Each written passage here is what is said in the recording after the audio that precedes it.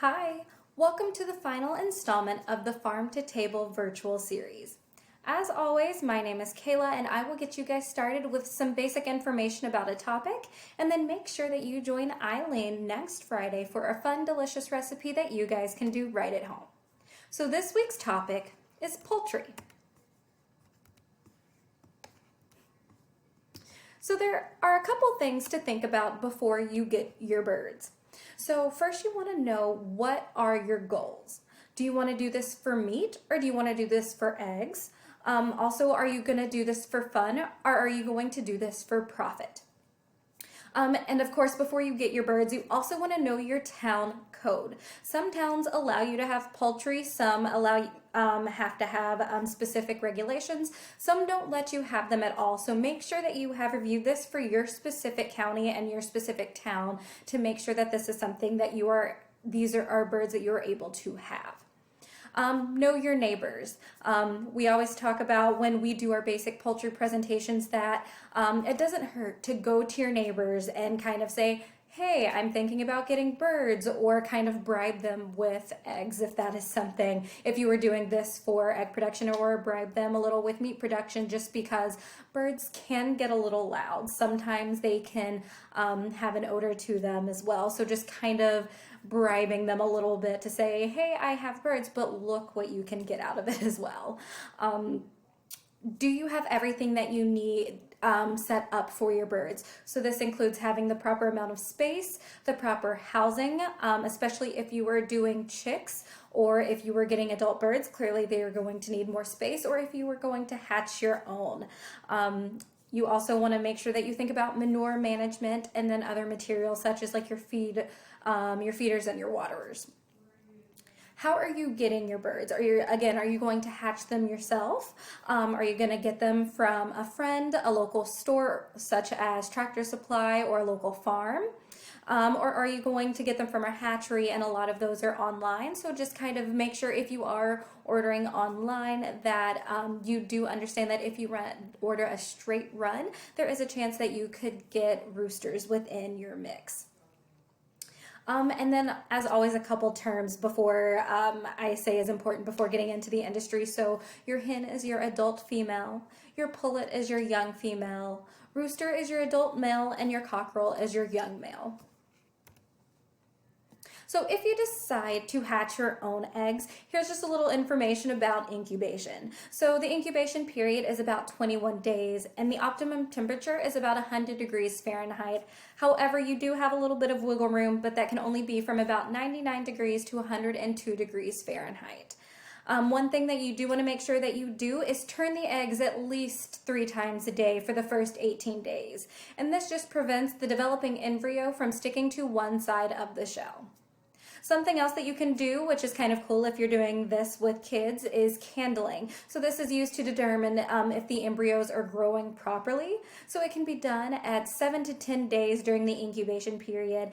There are certain lights that you can buy off of Amazon. Sometimes if you have a really, really dark room and a really bright flashlight, then that may be all you need to do it occasionally.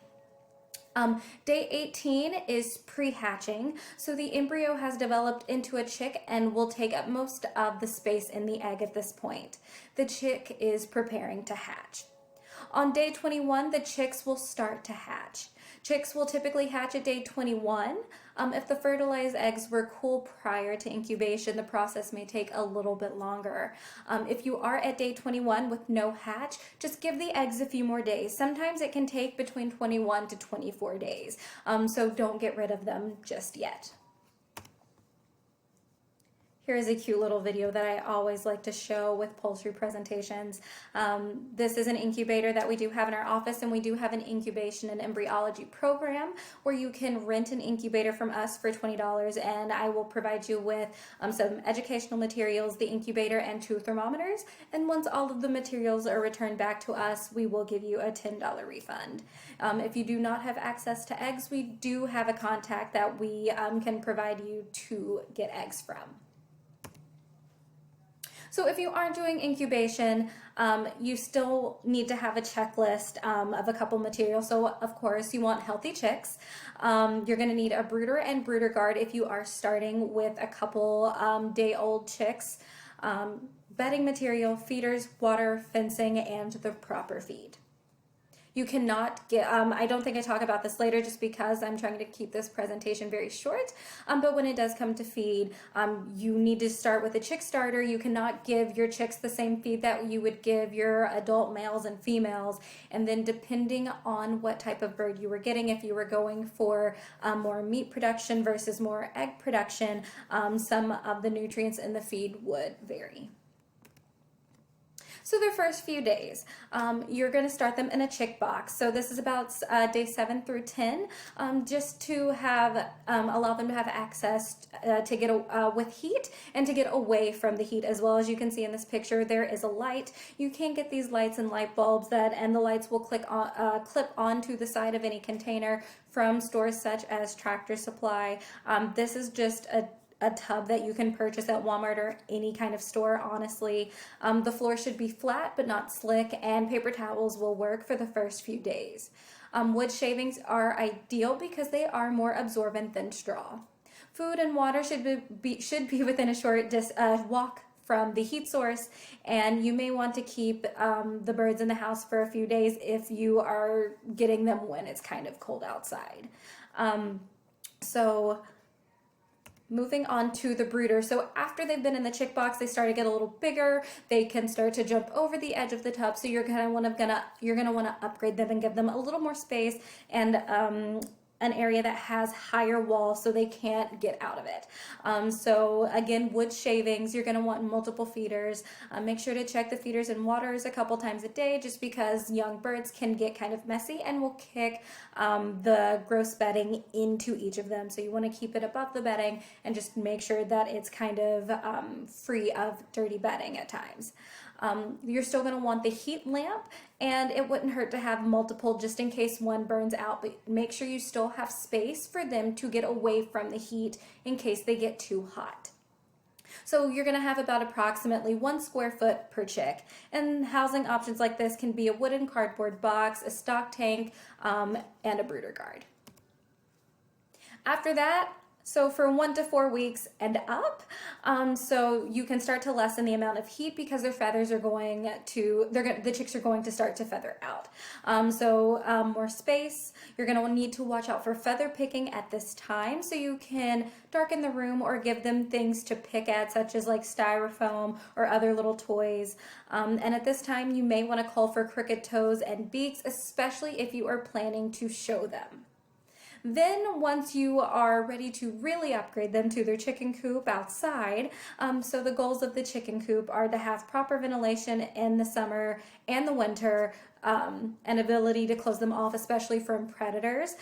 So the thing is, everything, including us, likes to eat chicken. So most of the predators out there like that as well. So making sure that your coop is, you've got like the chicken wire and it can go down to the ground in case like weasels and other predators that kind of dig to get to them, things that can go over them, especially if you are letting them out in the day and putting them back up at night, just kind of some sort of fencing on the top or along the sides, and sometimes again under the ground, just to keep all of those predators away from getting your birds.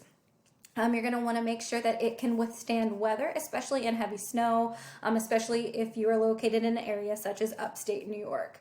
Again, you want to make sure it has adequate space, and if you are doing this for eggs, you need to make sure that there is a roost and enough space for your chickens to lay their eggs. So things that you want to avoid are overcrowding. So birds do this out of boredom. So feather picking can be a problem. So again, just making sure that they have plenty of space, food, and water at all times. Again, darkening the area can sometimes prevent this, and just give them things to keep busy. They're like us. So if you give them alfalfa, hay, cabbage, grass clipping, styrofoam, just to keep them busy, that can sometimes prevent the feather picking. So the treatment or cure for this would just be to treat or cull, which is get rid of the victims. You may also need to just remove the ones that are doing the picking on the other birds. You can get them out on grass. Sometimes just having fresh grass will help, or you can even dust the birds with 7 or permethrin. Cleanliness. So maintenance does depend on the breed and variety. So again, things to help all of your birds stay clean would just be making sure that there is dry bedding. Especially this will help decrease the chances of sickness in your flock. So coccidiosis in chicks is one disease to look out for. It's a parasitic disease of the intestinal tract of animals caused by the coccidian protozoa. The disease spreads from one animal to another by contact with infected feces or ingestion of infected tissue. Diarrhea, which may become bloody in severe cases, is the primary symptom. Chickens are also prone to respiratory problems, so again, proper ventilation as a must. So these are things that no matter what type of breed or variety that you have, you need to keep in mind. But maintenance, especially when it comes to if you decide to show your birds, that maintenance will definitely vary on breed and variety. So speaking of breed and variety, here are just a good choice of layers in New York State. So you've got the Americana, which is your Easter Egger, your Delaware, your Dominic, your New Hampshire, your Orpingtons, your Plymouth Rocks, your Rhode Island Reds, and your Wyandottes. And again, these are not all of them. These are just a few of them. And when it comes to types of chickens for meat, you have the infamous Cornish Cross, the Freedom Ranger, your heritage breeds, and then don't forget that you also have your dual purpose breeds, which are good for egg production and meat production. And I always like to throw this in case anyone watching has kids or grandkids who are interested in showing their birds. In Rensselaer County, kids, including Clover Bud ages and up, can show at the Schaghticoke Fair. So there is an open show and a 4-H show. If this is something that you are interested in, I am more than happy to answer any questions, but you must be enrolled by May 15th. I do have this note about animal lease and ownership paperwork. However, that is not an option.